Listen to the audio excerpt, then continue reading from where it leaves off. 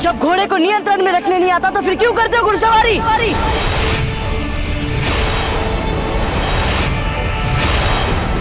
तुम्हारी इतनी जुर्रत? जाने दीजिए जनाब, इस वक्त हम दुश्मन के इलाके में, बेवजह हमें यहाँ किसी की नजरों में नहीं आना चाहिए। हमारे लिए फिलहाल बेहतर यही होगा कि हम यहाँ से चुपचाप चले जाएं।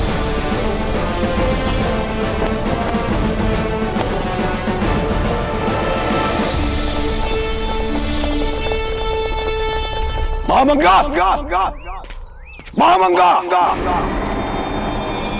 महामंगा, बाहर आओ, महामंगा।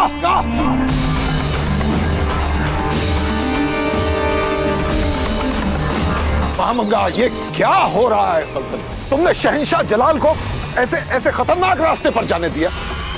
जानती नहीं कि द्वारका का एक रास्ता मेवाड़ से होकर गुजरता है? फिर भी और हम जितना जानते हैं हमारे शहंशाह को, वो शर्तिया उसी राह का इंतखाब करेंगे जो मेवाड़ से होकर गुजरती।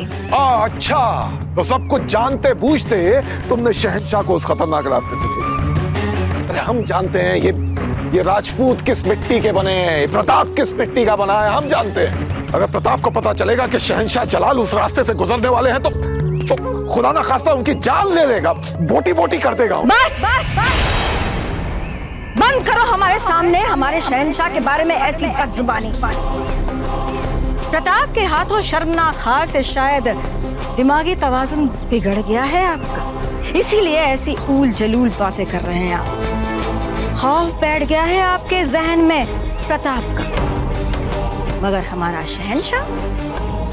शहंशाह किसी से नहीं डरता, और यही फर्क है एक शहंशाह में और एक अदना से खौफज़दा वज़ीर में।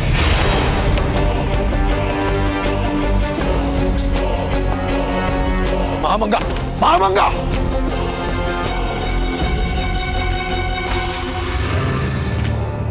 भगवान, मैं कैसी माँ हूँ, अपने बच्चे की रक्षा तक न कर सकी। हे प्रभु, मुझे क्षमा कर देना। नहीं माई, आप स्वयं को क्यों कोस रही हैं? इसमें आपका कोई दोष नहीं है। दोष यदि था तो उस लापरवाह घुड़सवार का था, जिसमें इतनी सी मानवता नहीं थी कि वे अपनी लापरवाह घुड़सवारी के लिए आपसे क्षमा ही मांग लेता। मुआफी? ऐसा सोच भी कैसे सकते हैं आप? किंतु हुजूर, अंतिम समय पर यदि उस वीर बालक ने अपने प्राणों को संकट में डालकर उस छोटे बालक को बचाया ना होता तो वो छोटा बालक तो मर ही जाता। नहीं, बच्चा नहीं मरता। उस बच्चे को कुचलने से पहले हम अपने घोड़े की जान ही ले लेंगे। क्या? इतना बड़ा खतरा, इतना खतरनाक काम? अर्थात ये तो उतना ही खतरनाक होता जितना खतरनाक उस वीर बालक का अपने प्राणों को संकट में डालकर उस छोटे बालक को बचाना था। हो सकता है, मगर कोई हमें नाउम्मीद करे तो उसे मारने से हमें कोई नहीं रोक सकता, फिर चाहे वो हमारा बेलगाम घोड़ा हो या आप।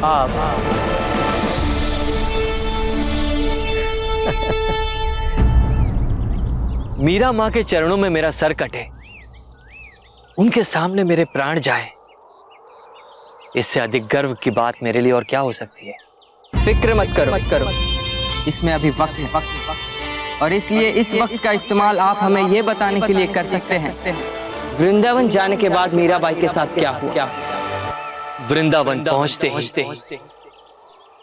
सबसे पहले मीरा माँ ने अपनी कृष्ण कन्हैया की मूर्ति को एक छोटे से मंदिर में स्थापित किया और वहीं अपना भजन सत्संग प्रारंभ। मीरा माँ की उस अद्भुत भक्ति की गाथा मुझ तक भी पहुंच गई और मैं खींचा चला गया मीरा माँ के दर्शन हेतु वृंदावन। और फिर क्या हुआ? आपको भी उनके मानीन दीदार हुए कृष्ण के? नहीं, किंतु एक आभास अवश्य हुआ उस परम शक्ति का जो केवल मीरा माँ के समीप ही संभव हो सकता है।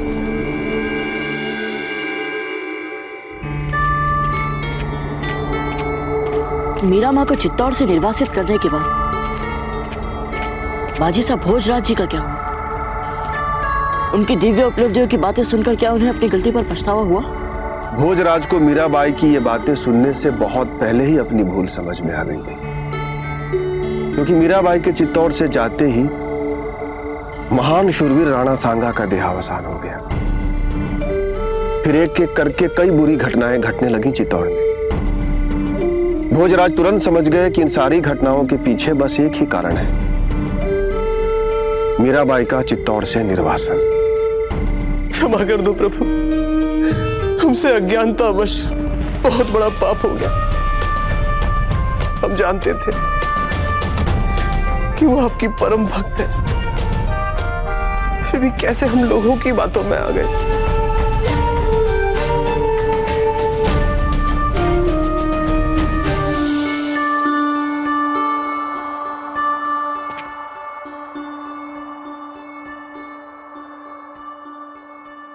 विनाश काले विपरीत बुद्धि। अभी भी कुछ नहीं बिगड़ा है भोजराज, जो हुआ सो हुआ। जब जागो तभी सवेरा। हम तो कहते हैं कि आप जाइए और मीरा को महल वापस ले आइए। कितना प्रताड़ित और अपमानित करके उन्हें निकाला था। रानी माँ अब उसे लेने गए और उसने वापस आने से मना कर दिया तो? अब तो मीरा माँ को चित्तौड़ वापस चलने से मना करना ही था। यदि उनके स्थान पर और कोई होता तो वो भी अवश्य यही करता। बहुत उचित किया मीरा माँ ने वापस चलने से मना कर दिया। जीवन में आत्मसम्मान से बड़ी और कोई बात नहीं होती, और जहाँ सम्मान ही ना मिले तो वहां पर जाना ही क्यों लौट के। किंतु मीराबाई वापस लौटकर चित्तौड़ आई। क्या? परंतु कैसे? भोजराज कोई बात एक बार अपनी मन में ठान लेते थे तो उसे पूरा करके ही दम लेते थे। वे गए वृंदावन मीराबाई को वापस लाने, किंतु भोजराज बन के नहीं।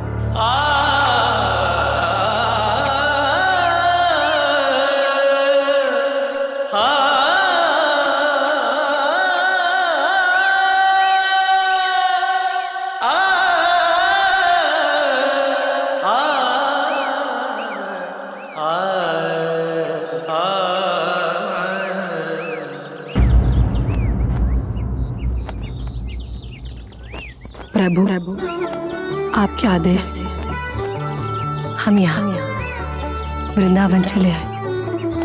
यहाँ आकर ऐसा लगता है कि मानो हर पल आप हमेशा हमारे साथ। अलख निरंजन।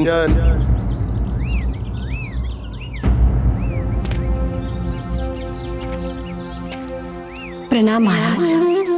कहिए, हम आपकी क्या सेवा कर सकते हैं? हमारे लिए कुछ करना चाहती हो तो हमें वचन जो हम मांगेंगे वो तुम दोगी। परंतु महाराज, हमारे पास आपको देने के लिए कुछ भी नहीं है। वचन दे देवी। ठीक है महाराज, आपका आदेश हमारे सराप मांगिए। चित्तौड़ चलो वापस मीरा।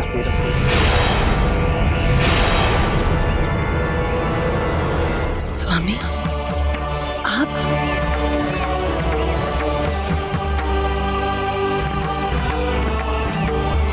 मैं तुमसे विनती करता हूँ मीरा,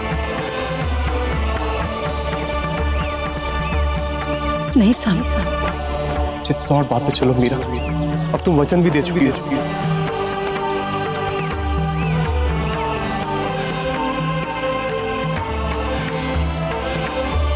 ठीक है स्वामी, हमने आज तक आपकी किसी भी बात की अवहेलना नहीं की।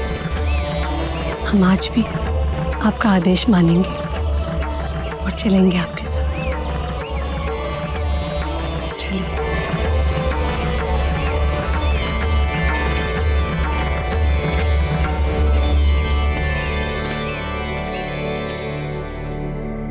किंतु मीराबाई वापस लौटकर चित्तौड़ आई।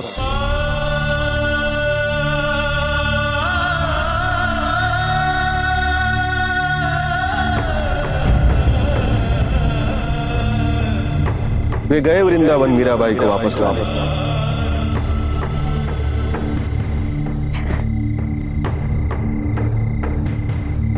राजपुरोहित जी, राजपुरोहित जी उठिए। बाबूजी राज, क्या हुआ बाबूजी राज? राजपुरोहित जी, यदि मीरा माँ चित्तौड़ वापस चली गई थी तो फिर आज वो द्वारका में कैसे? वे चित्तौड़ में क्यों नहीं रही? बाबूजी राज, आपकी यही जिज्ञासु प्रवृत्ति आपको सामान्य लोगों से भिन्न बनाती है।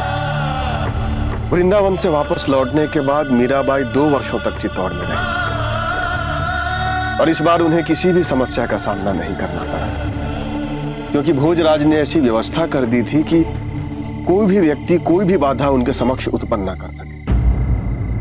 भोजराज की असमय मृत्यु ने मीरा मां के लिए परिस्थितियों को एक बार फिर दुर्गम बना दिया।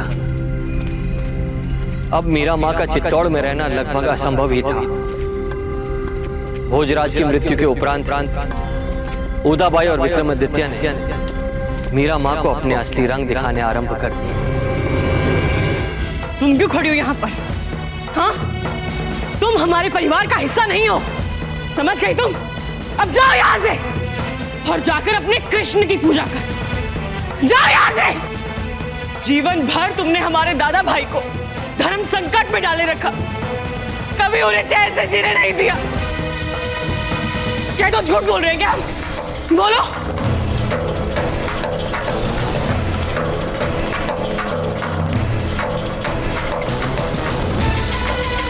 अरे ओ महारानी, ऐसे क्या जल्दी मुंह उठाकर? उत्तर दो हमारे प्रश्नों का, उत्तर दो। भोजराज के जाने के बाद रतन सिंह राणा बने और दुर्भाग्य से उनकी भी मृत्यु हुई। और जब क्रूर विक्रमादित्य मेवाड़ का महाराणा बन गया तो राज्य में सुख शांति का वातावरण लगभग मिट सा गया।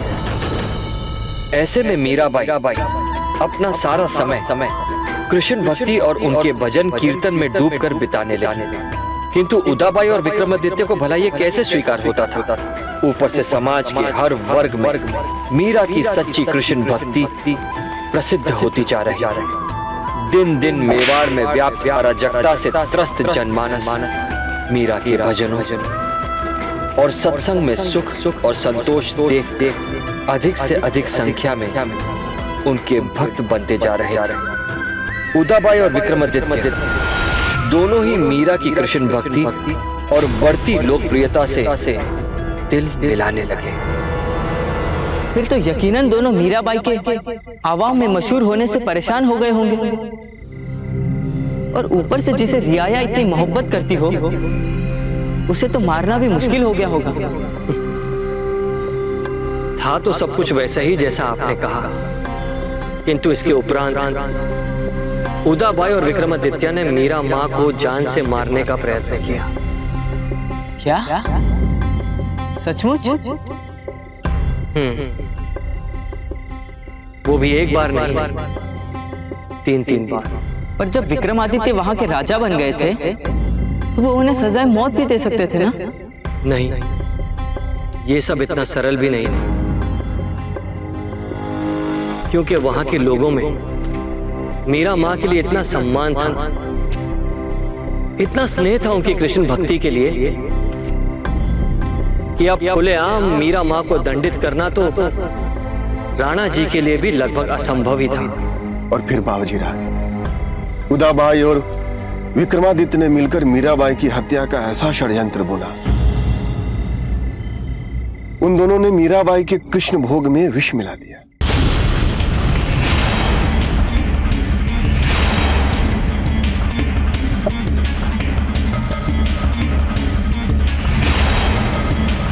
इस विष की एक ही बूंद किसी को भी कुछ ही पलों में मारने के लिए काफी है। अब शीघ्र जाओ, विलंब मत करो, जाओ।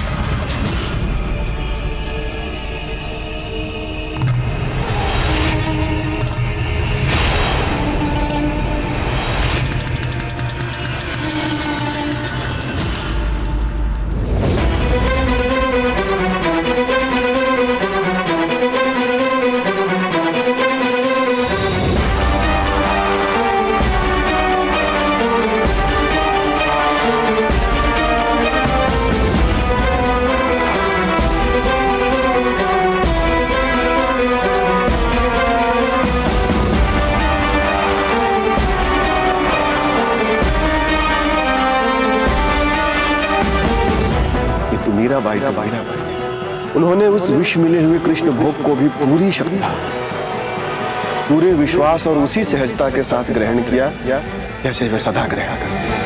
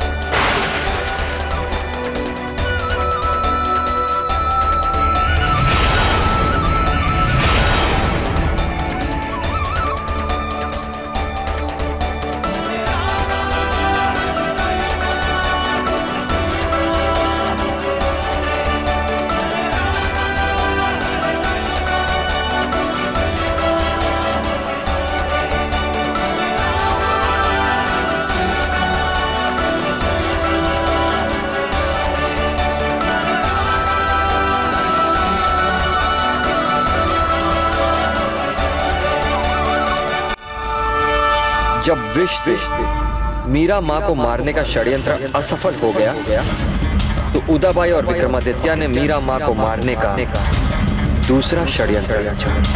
कहना ये सारी 9 कीलें अच्छी धारदार तीखी तो है ना?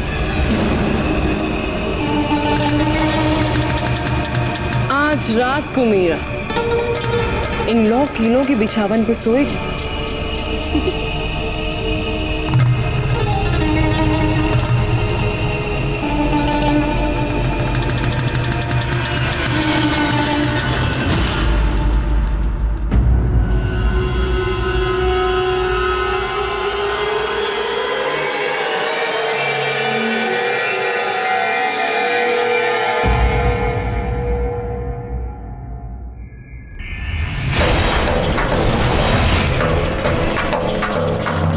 जाओ इस बिछावन से।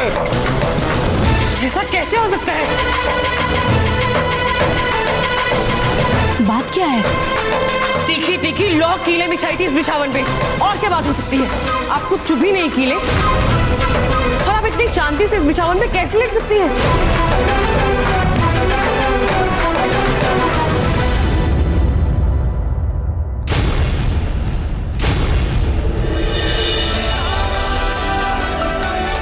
आप हमारे साथ ऐसे प्रयास क्यों कर रही हैं? आप कह रही हैं कि इसमें कीले हैं, मगर देखिए यहाँ तो फूलों की पंखुड़ियां हैं। देखिए अपनी आंखों से।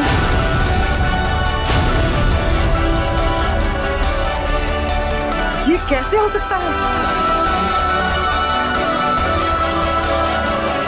मीराबाई को मारने के दो षड्यंत्रों के यूं असफल होने के बाद विक्रमादित्य और उदाबाई ने हिम्मत नहीं हारी और उन्होंने मीराबाई को मारने का फिर एक अंतिम प्रयास किया।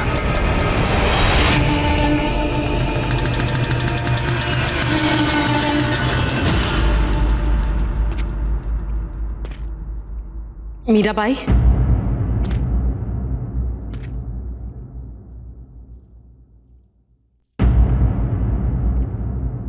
मीराबाई, आप जैसी परम ज्ञानी कृष्ण भक्त के विरुद्ध आज तक हमने जो जो किया उसके लिए हमें बहुत खेद है। मति मारी गई थी हमारी, जो एक के बाद एक पाप होते गए हमसे, किंतु हमसे आज तक जो कुछ भी हुआ हम सच में उसके लिए बहुत दुखी हैं। क्षमा मांगना चाहते हैं आपके कृष्ण से,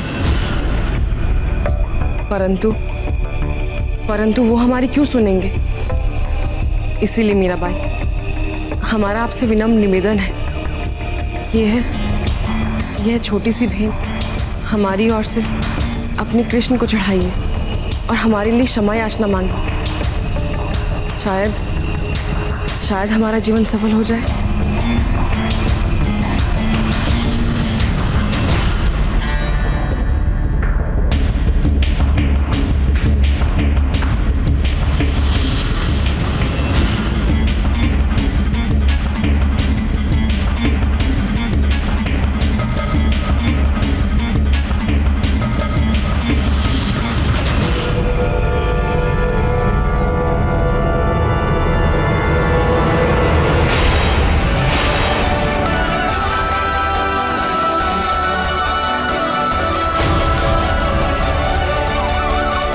रोहित जी वाह, सुनकर ही आनंद आ गया।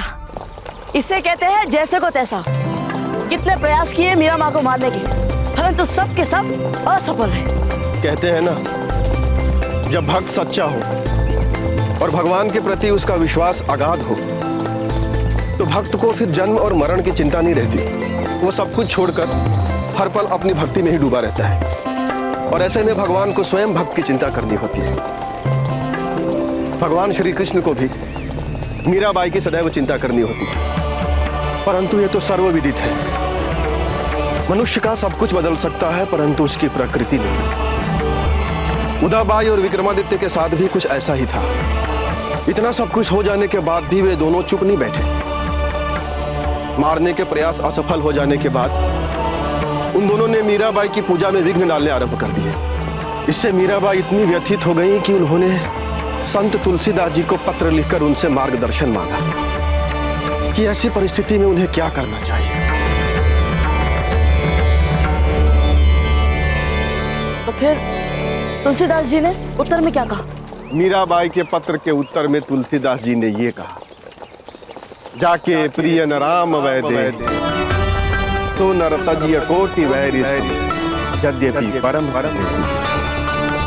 नाते सभी राम के मने तू हृदय सुसंख्य जहां लो अंजन कहाँ आँखी जो फूटे बहुत कहो कहो।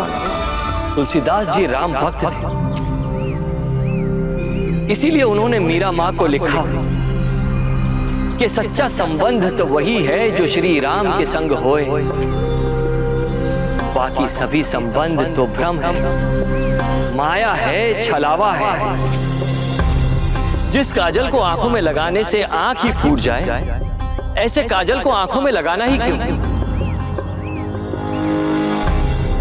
इसीलिए आप चित्तौड़ छोड़िए, अपने महलों को छोड़िए और अपना समय अपने आराध्य धाम में जाकर उसकी आराधना में लगाइए। फिर देखना, मन और आत्मा दोनों में प्रभु भक्ति की परम संतोषी व्याप्त। और संत तुलसीदास जी की सलाह मानकर मीराबाई एक बार जो द्वारका आई तो फिर चित्तौड़ वापस कभी नहीं। हमारी रानी माँ अक्सर हमसे कहा करती कि जब से मीरा माता ने चित्तौड़ छोड़ा, सौभाग्य ने भी चित्तौड़ से अपना मुंह मोड़ लिया। आपको भी क्या ऐसा ही लगता है राजपुरोहित जी? हाँ बाबूजी रानी, वरना चित्तौड़ पर कभी बहादुर शाह का हमला नहीं होता, वरना रानी कर्णावती को 13 सहस्त्र राजपूत वीरांगनाओं के साथ जौहर नहीं करना। चित्तौड़ से भगवान ने सौभाग्य को हमेशा हमेशा के लिए छीन लिया। फिर विक्रमादित्य को भी उनके किए का दंड मिला। बनवीर ने उनकी हत्या कर मीराबाई के चित्तौड़ छोड़ते ही काल का चक्र कुछ ऐसा घुमा कि उससे कोई भी नहीं बच पाया बाबूजी। वो तो भला हो उस पन्नाधाय का जिसके अभूतपूर्व बलिदान से आपके पिताजी बच गए। किंतु अपने पूरे प्रयासों के बाद नियति के बदले रंग के सामने हमारे दाजीराज को भी झुकना पड़ा। मेवाड़ की जनता के हित में उन्हें भी शेर शाह को चित्तौड़ किले की चाबी देने जैसा अपमानजनक समझौता करना पड़ा। बदकिस्मती का मनहूस साया। अच्छा, और जानते हुजूर, मेवाड़ की इस दुर्भाग्य की काली आंधी को रोकने का श्रेय किसे देते हैं लोग? मियां तानसेन, जहां तक हमारा ख्याल है तो हम तो यही कहेंगे कि मेवाड़ के बुरे वक्त का अभी तो फकत आगाज हुआ। अच्छा बताओ, कौन है वो शख्स? प्रताप सिंह। हाँ बाबू, आपने ही चित्तौड़ पर छाए हुए बुरे समय की धारा को सही दिशा दी और इसका आरंभ होता है शम्स खान को पराजित करना। फिर आपने बैरम खान को भी हराया और अब यदि आप मीराबाई को मनाकर चित्तौड़ वापस ले जाने में सफल हो जाते हैं तो देख लीजिए, मेवाड़ पर छाए हुए दुर्भाग्य के बादल सदा सदा के लिए छट जाएंगे। हाँ राजपुरोहित जी, हम मीरा माँ के आशीर्वाद से फिर कभी मेवाड़ को उस अंधेरे में डूबने नहीं देंगे जहां कुछ समय तक अपनी ऐतिहासिक गौरव और कीर्ति को भुलाकर मेवाड़ डूबा था। और इसके लिए हमें मुगल बादशाह के उन सभी सपनों को तार तार करना होगा जो स्वप्न उसने राजपुताने को हथियाने के लिए बुने। राजपुरोहित जी, हमें उस पर ऐसा आघात पहुंचाना है कि जिसके खौफ से मुगल बादशाह तो क्या, कोई भी आक्रमणकारी मेवाड़ पर अपनी बुरी दृष्टि डालने का दुस्साहस तक न कर सके। बाबूजी राज, हम द्वारका के सीमा पर खड़े हैं और सूर्यास्त भी होने वाला है, इसलिए मेरा आपको सुझाव है कि कल मीराबाई के दर्शन से पूर्व आज रात को ही ध्यान करके अपने चित्त को प्रसन्न, शांत एवं व्यवस्थित कर लें। जो आज्ञा राजपुरोहित जी, हम अपनी इस तीर्थ यात्रा को एक मुगल के विचारों से दूषित नहीं होने देंगे।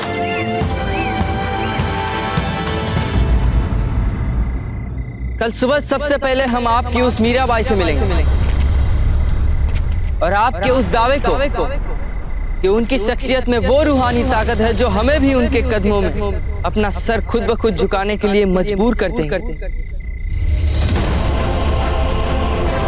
उसे गलत साबित करेंगे और आपके उस मसीहे प्रताप को भी खत्म करके रख देंगे और दोबारा आपको गलत साबित करेंगे। अब कोई भी ताकत राजपुताने को मुगल सल्तनत की जद में आने से नहीं रोक पाएगी और आपका प्रताप भी राजपुताने को हमसे नहीं बचा पाएगा। हुजूर, ठंड सचमुच नाकाबिले बर्दाश्त हो रही। हम अभी कुछ लकड़ियों का बंदोबस्त करके आपके लिए तपिश का इंतजाम करते हैं। नहीं, फिजूल में वक्त जाया करना हमें कतई पसंद नहीं। हमें यहीं से दूर एक जलता हुआ अलाव दिख रहा है।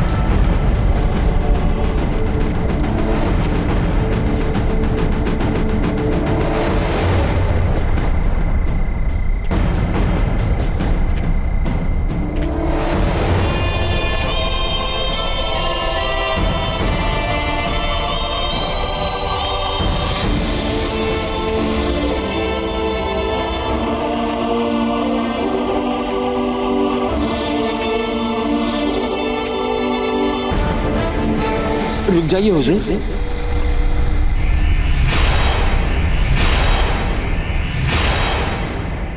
हुजूर, ये क्या कर रहे हैं आप?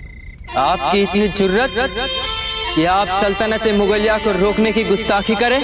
हुजूर, जिस तरह नमाज पढ़ते हुए किसी बंदे को नहीं छेड़ना चाहिए, ठीक उसी प्रकार ध्यान में बैठे किसी व्यक्ति का ध्यान भंग नहीं करना चाहिए। शास्त्रों में लिखा है कि जो कोई भी ध्यान में बैठे व्यक्ति का ध्यान भंग करता है, उस पर दुर्भाग्य की काली घटा छा जाती है। इतना तो हम भी देख पा रहे हैं मियां तानसेन कि यहाँ तो फकत एक लड़का बैठा है जो आग के पीछे है। जो कोई व्यक्ति एकाग्रचित होकर साधना की मुद्रा में बैठा हो, उसे योगी ही कहते हैं। रहने दीजिए इसे अपने ध्यान में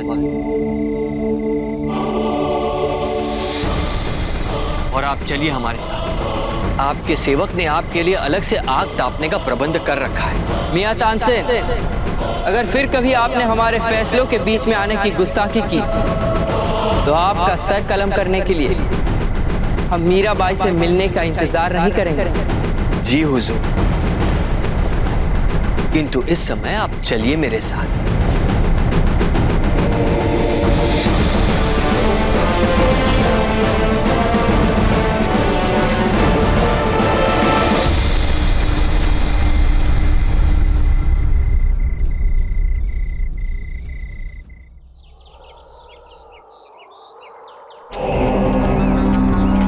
सुनिए, आपको पता है हुजूर कहाँ है? डेरे पे नहीं है वे, और इतनी सुबह उठकर तो वे कहीं नहीं जाते। कुछ बता सकते हैं आप उनके बारे में? इतने भयभीत होने की आवश्यकता नहीं है शमशुद्दीन। तुम्हारे शहंशाह अवश्य मीराबाई से भेंट करने ही गए होंगे। बहुत प्रतीक्षा कर चुके थे ना उनके दर्शनों की, इसीलिए सुबह सुबह उठकर निकल पड़े होंगे। हम सबके जगने से पहले ही बाबूजी राज प्रताप तैयार होकर चले, परंतु इसमें आश्चर्य की कोई बात नहीं। वे रात भर सोए ही कहाँ थे? वे तो रात भर बस भोर होने की प्रतीक्षा में थे कि कब भोर हो और कब वे मीराबाई के दर्शन हेतु जाए। अब तक तो वे द्वारका पहुंच भी गए।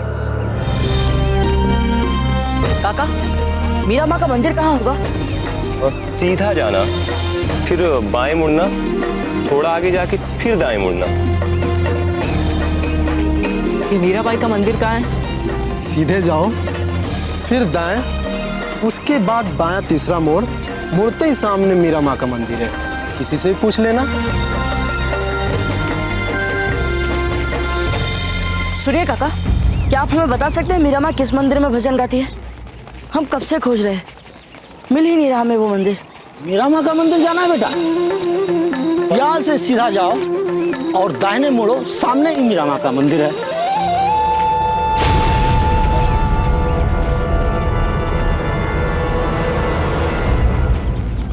जी काका। कितना वक्त गुजर गया घूमते घूमते, पर अब तक वो मंदिर नहीं मिला जिसमें मीराबाई है।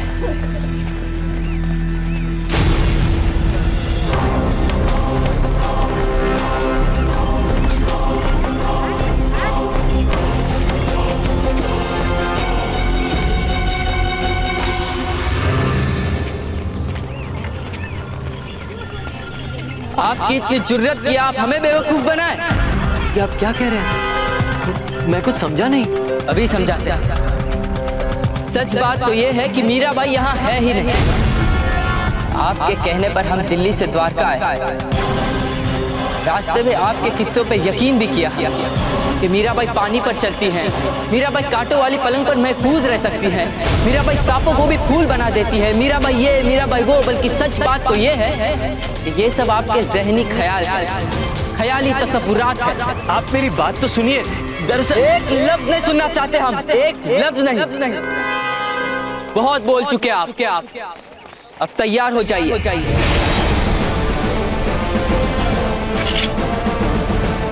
नतीजा भुगतने के लिए।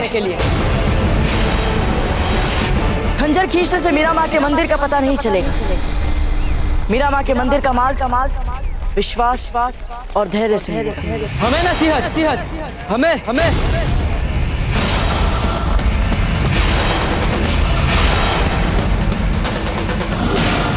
जब घोड़े को नियंत्रण में रखने नहीं आता तो फिर क्यों करते हो घुड़सवारी? आप इन्हें समझाने की चेष्टा क्यों कर रहे हैं? इन्हें समझ में नहीं आया। इन्हें तो लगता है कि सब कुछ बस बल और क्रोध से ही प्राप्त किया जा सकता है। जबकि ऐसा होता तो मीरा माँ की भक्ति और विशुद्ध प्रेम सहस्त्रों का मन नहीं जीत पाता।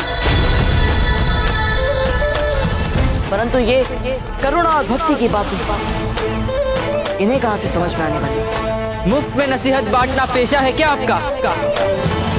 वैसे नसीहत बांटना हमें भी आता है, बस हमारा तरीका थोड़ा अलग है। दिखाया अपना जलवा। रुकिए, ये क्या कर रहे हैं आप?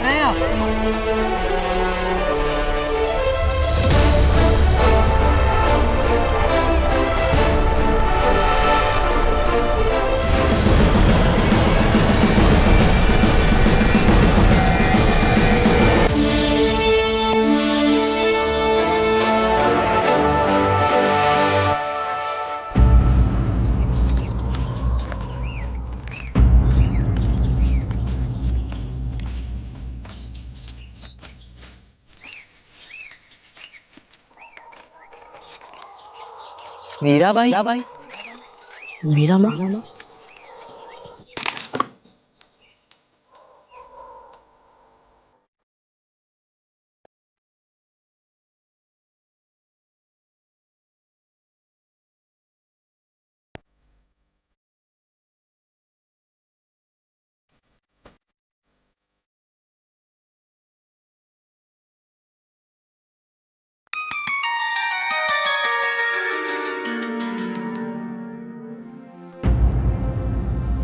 उसे आगे आने दो।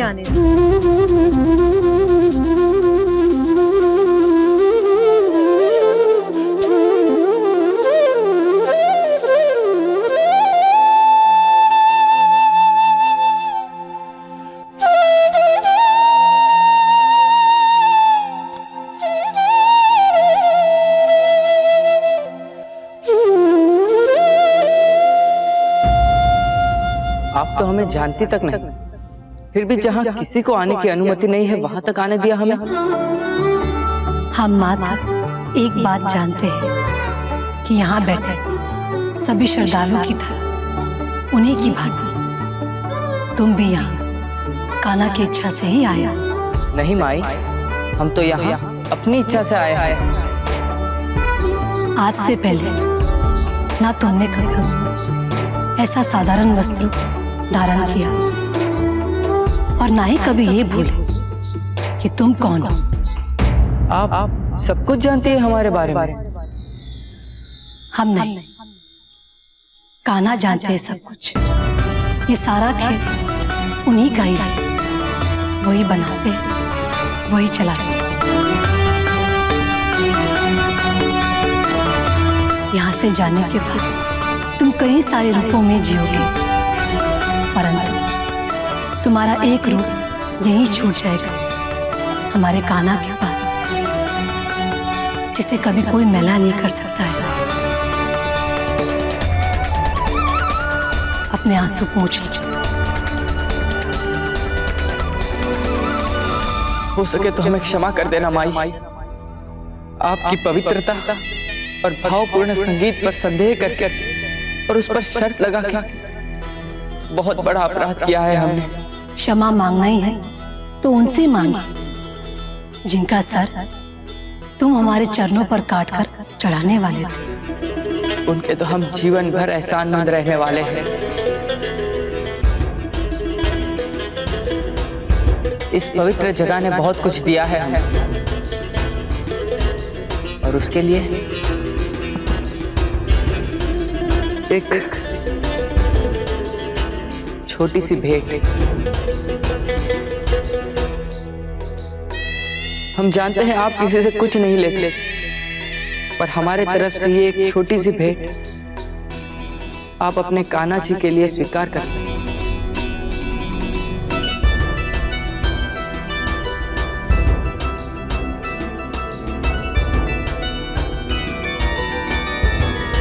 आपकी मौजूदगी में कितना चैन मिला है हमें।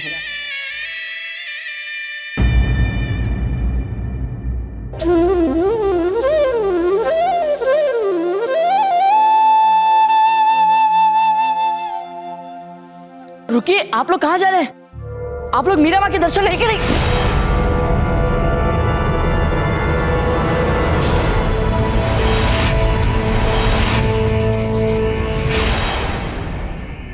आपको अपनी आंखें खोलकर चलना सीख लेना चाहिए, वरना कभी ऐसे टकराओगे कि चूर चूर हो जाओगे। हम आपकी सलाह क्यों माने, जबकि आप तो मीरा माँ से साक्षात्कार करने से पहले उनके अस्तित्व तक को स्वीकार नहीं कर रहे थे। संदेह किया आपने उन पर। हम कम से कम इतने खुशकिस्मत तो है ना, जिसे थोड़ा ही सही पर मीराबाई से मिलने का मौका मिला। अब देखते कि आपको क्या मिलता है इस दर पे।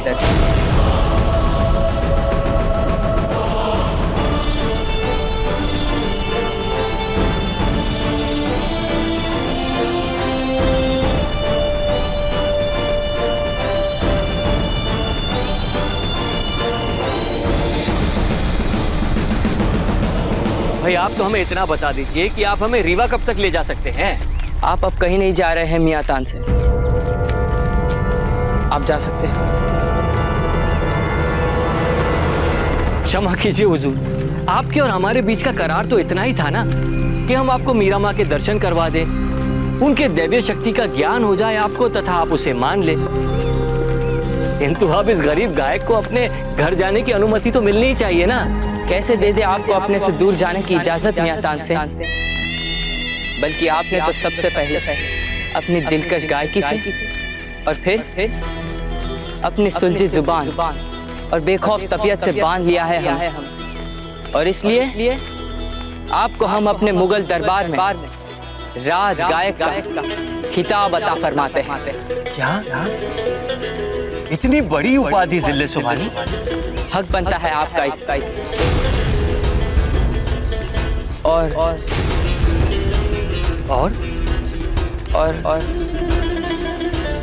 आपकी बातों पर जो हमने शक किया, उसकी एवज में आप इसे हमारी मुआफी की ख्वाहिश भी समझ सकते हैं। हुजूर, आपसे जो हमें प्राप्त हुआ है वो केवल मीरा माँ के आशीर्वाद से ही संभव हुआ है। किंतु हुजूर, आप भी एक बात समझ लीजिए कि हम केवल अपनी इच्छा तथा पूरी ईमानदारी के साथ गाते हैं। यदि आपने हमें हमारी इच्छा तथा ईमान के विरुद्ध गाने के लिए विवश किया तो हमें अपनी गर्दन उड़वाने से भी अधिक पीड़ा प्राप्त होगी। मंजूर है। तो फिर ठीक है, आपका दिया हुआ ये खिताब सर आंखों पर शहंशाह हिंद जलालुद्दीन मोहम्मद के दरबार का गायक होने की पदवी मेरे लिए गर्व तथा सौभाग्य की बात है। मैं इसे विनम्रता के साथ स्वीकार करता हूं। अब हम अपने इस नए और ज़हीन दरबारी के साथ हम निवाला होना चाहेंगे। अवश्य। इसका उचित तथा उत्तम व्यवस्था कहाँ है, यह हम बताते हैं आपको। आइए आइए हमारे साथ। देखिए, हमें मीरा माँ से मिलना है। हमारा उनसे मिलना बहुत ही महत्वपूर्ण है। मैं चाह के भी आपकी कोई सहायता नहीं कर सकती हूँ। मीरा माँ समाधि में चली गई हैं। इस समय उनकी आत्मा कृष्ण लोक में विचरण कर रही होगी, बहुत दूर इस संसार से परे। और कब समाप्त होगी उनकी ये समाधि? ये तो मीरा माँ ही जाने। तब तक हम इस पावन मंदिर में कोई सेवा कार्य करना चाहते हैं। क्या आप हमें कुछ सुझाव दे सकती हैं? इस मंदिर में प्रतिदिन बहुत सारे भक्तों को मंदिर परिसर में भोजन दिया जाता है। आप चाहें तो इस कार्य में भाग लेकर सेवा कर सकते हैं। ठीक है, तो फिर हम ऐसा ही करेंगे। धन्यवाद।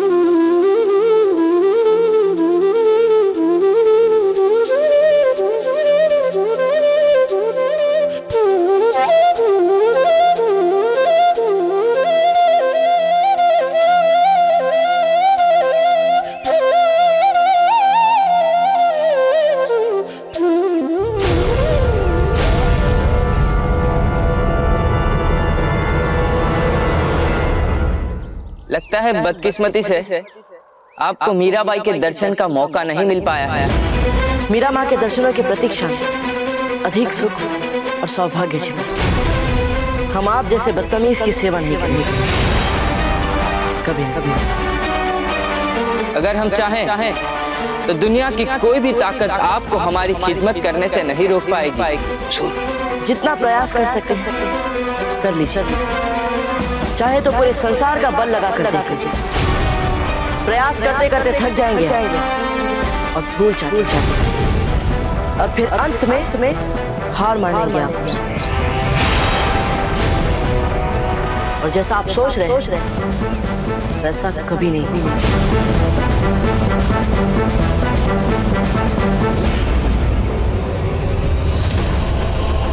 हुजूर, भोजन तो ग्रहण कर लीजिए। मर चुकी है हमारी भूख, और वैसे हमसे यहाँ का बेस्वाद घास फूस नहीं खाया जाएगा। परंतु यहाँ भोजन में यही सब कुछ मिलेगा। सुना है इस गांव के आसपास हिरन बहुत है जंगल में। हमारा पसंदीदा खाना, और हमें क्या कब खाना है ये हम तय करेंगे, कोई और नहीं। हुजूर, हरे कृष्णा हरे कृष्णा। ऐसे पवित्र धाम पर भी शिकार और मांसाहार जैसी बातें। कितना दुख होगा मीराबाई को ये सुनकर, अपने आसपास जीव हत्या से।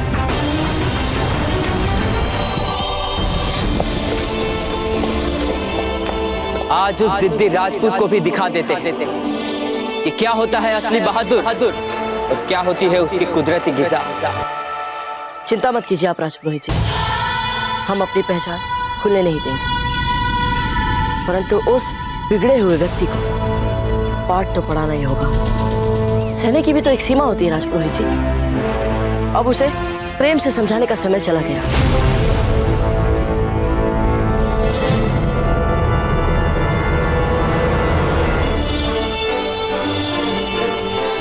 जंगल के काफी अंदर आ चुके हैं। लगता है अब जल्दी कोई हिरन हमारे शातिर निशाने का शिकार बना।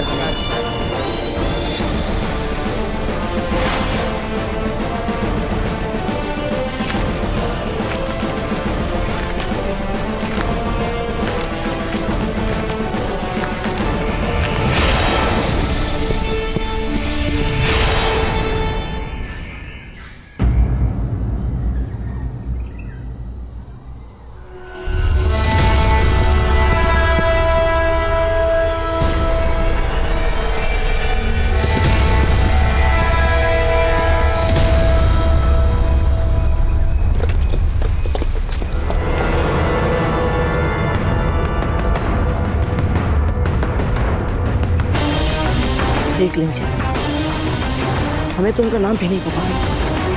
बस हमारे उन तक पहुंचने से पहले वो हिरन उन्हें ना दिख जाए।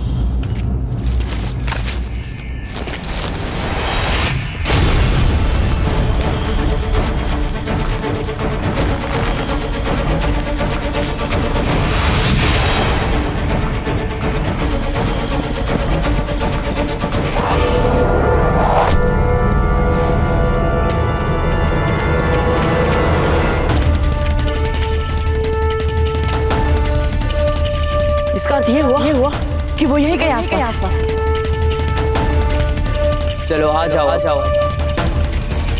कब तक बचोगी तुम?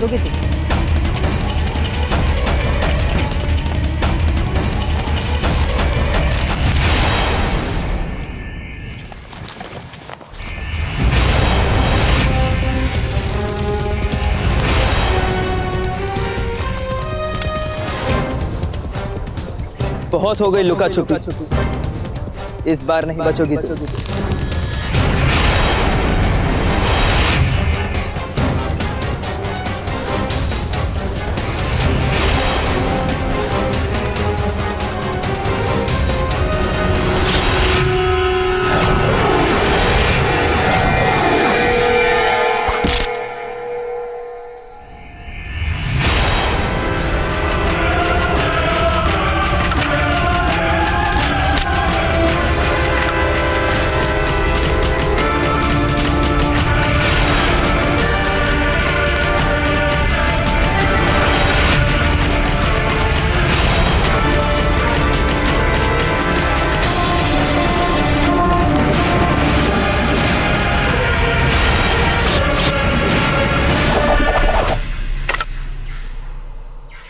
चीख नहीं सुनाई दी हिरण की?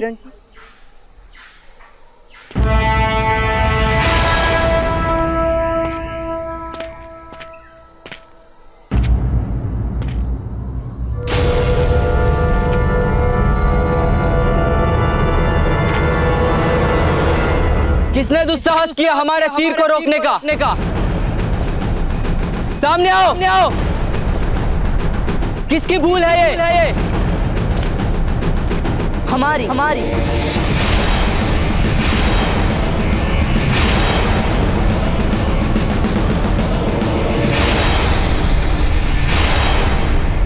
हमें ये पहले ही समझ जाना चाहिए था कि पूरे द्वारका में किसी को भी इतनी रुचि नहीं है कि हम कहाँ हैं, क्या कर रहे हैं, सिवाय आपके। चलिए, आपको इतना तो पता चल ही गया है कि जब आप कोई अनुचित कार्य करेंगे तब हम आपको रोकने के लिए वहां पहुंच जाएंगे। क्यों पीछा कर रहे हो हमारा? क्या अन्याय देखा ही नहीं जाता हमसे। क्यों? आपने नहीं किया कभी शिकार? क्यों नहीं? परंतु ये मीरा माँ की पावन धरती है और हम इस धरती पर आपको अपने मनोरंजन के लिए जीव हत्या करने नहीं देंगे। और यदि हमने आपकी बात ना मानी तो आप चाहे तो प्रयास कर सकते हैं।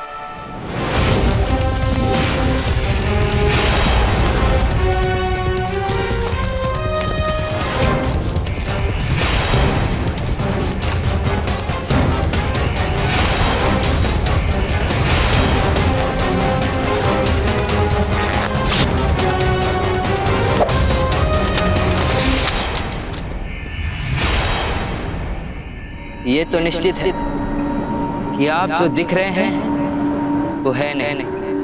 हमने स्वयं आपकी तरह निपुण शब्द भेदी तीर चलाने वाला नहीं दिया, तो निश्चित तो ये भी है आप वो नहीं जो दिखाई दे रहे। जिस दिन जान लोगे कि कौन है हम उस दिन समझ जाओगे कि एक बार हम ठान लें तो दुनिया की कोई भी चीज प्राप्त कर सकते हैं। आप चाहे बादशाह ही क्यों ना हो, परंतु ये आप भी जानते हैं और हम कि हम आपसे 2 बार मिले और दोनों बार हमने उनकी रक्षा की जिन्हें आप हानि पहुंचाने वाले थे, जैसे वो असहाय बच्चा जिसे आपका बेलगाम घोड़ा बस कुचलने ही वाला था, और फिर ये हिरण जिसे आपका तीर मारने ही वाला। हमारी सलाह मानिए तो अपना अहंकार छोड़िए और अपनी राह पकड़िए। कोई हुक्म नहीं चला सकता हम पे, कोई नहीं। लगता है आज तक आपका किसी साहसी क्षत्रिय से पालन नहीं।